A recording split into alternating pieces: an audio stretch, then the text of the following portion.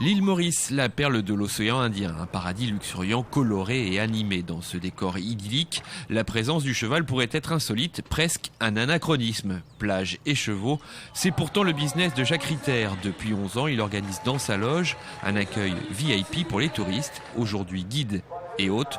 Jacques maîtrise d'autant mieux son sujet qu'il en a été l'acteur. Ils ont un traitement spécial, unique, parce qu'en plus qu'ils ont droit à aller au balcon, suivre le déroulement de l'avant-épreuve, et puis ils sont reçus ici avec du champagne, de la bière, des petits fours à longueur de journée et des spécialités mauriciennes sans arrêt. Pendant de nombreuses années, on a eu en fin de saison, non pas la journée internationale qu'il y a maintenant, mais on avait 2 journées pour les cavaliers, gentlemen, les amateurs. Il y a eu des courses de haies et j'ai eu le grand plaisir de prendre part à une course de haies au moins. Et la dernière course qui a eu lieu à Maurice a été remportée par moi. C'est fantastique. L'amateurisme a cependant refait surface depuis 5 ans, à la plus grande joie de tous, puisqu'une course de cavalière est intégrée dans le week-end international. C'est que du bonheur de voir de jolies filles venant de au moins 8 pays différents cette année-ci encore. Et à Maurice, on a eu une jeune femme, qui n'est plus jeune femme aujourd'hui, qui est montée en course. Elle s'appelait Solange Geoffrey, qui était une très très bonne cavalière. Et c'est vraiment la seule qui a brillé, mais en gentleman, jamais en professionnel. En 2013, le suspense est entier dans l'ultime manche du championnat féminin de la fégenterie. À Maurice, elles sont encore 2 à pouvoir prétendre au succès. L'Italienne Jessica Marcialis et sa dauphine au classement provisoire, Barbara Guenet. Ah bah là, je ne vais pas l'encourager aujourd'hui. Je la féliciterai bien sûr après si toutefois elle gagne. Mais sur la piste, bien sûr, je ne vais pas l'encourager, je vais m'encourager moi d'abord. Je sais que ça va être quand même très difficile de remporter la fégenterie dans le sens où il faudrait non seulement que je gagne, mais en plus que Jessica soit au mieux 5e. Donc bon, ça fait quand même beaucoup de paramètres, mais bon, je vais me battre jusqu'au bout.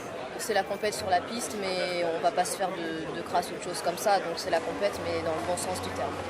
À Maurice, les cavalières, c'est la touche d'exotisme devant ces demoiselles. Tous sont conquis, d'habitude si exigeants, même les professionnels sont sous le charme. C'est devenu une tradition là, dans les journées qu'on appelle nous le week-end international, où on a les jockeys sur invitation. Mais tous les ans maintenant, depuis 4-5 ans, hein, on fait la journée réservée aux dames pour le championnat des jockeys dames amateurs. Les jockeys qu'on connaît moins, on ne sait pas trop comment ça va réagir en course, mais c'est pas par rapport à la dame, hein, c'est par rapport aux jockeys eux-mêmes. J'ai eu la chance, l'année dernière,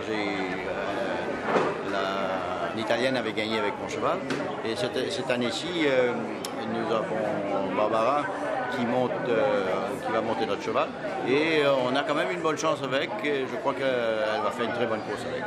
En course, Imperial Palace ne se montre pas à la hauteur des espoirs formulés par sa partenaire et son entourage. A l'inverse, la réussite de Jessica Marcialis à Maurice ne se dément pas. En 4 sorties sur cet atypique parcours, elle compte désormais 2 accessites et 2 victoires. La dernière en date lui assurant la couronne de la fégenterie.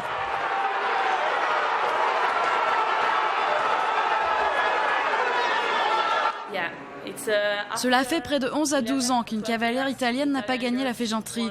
C'est juste extraordinaire. Je remporte la course et triomphe dans le championnat.